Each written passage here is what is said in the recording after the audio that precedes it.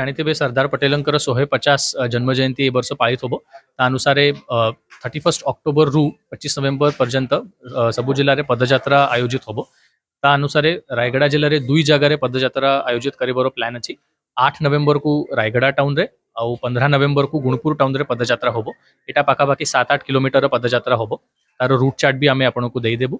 ତା ଅନୁସାରେ ସେ ରୁଟ୍ ଚାର୍ଟରେ गोटे जगह पदयात्रा आरंभ हम 2-3 जगह से पदयात्रा अटकी रही स्टेज होकर गोटे कल्चरल प्रोग्राम आउ patriotic song Sardar Patel contribution समस्त उपर आलोचना करी 2-3 जगह अटकी गोटे जगह से पदयात्रा शेष हम।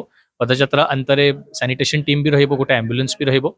आमे समस्त रायगड़ा बासिंदा को सब स्कूल कॉलेजेस सरकारी कर्मचारी सामान्य जनता विविध एसोसिएशन स्पोर्ट्स एसोसिएशन समस्त को मैं अनुरोध करुछु कि आपण एटा पदयात्रा जोग दियंतु। और जेहेतु आमर सरदार पटेल लोह पुरुष थे भारत को यूनाइट कर बेसी योगदान थिला समस्त भितर केमिति आमे सचेतनता आहुरी करबा ता ऊपर समस्त चिंता करबा।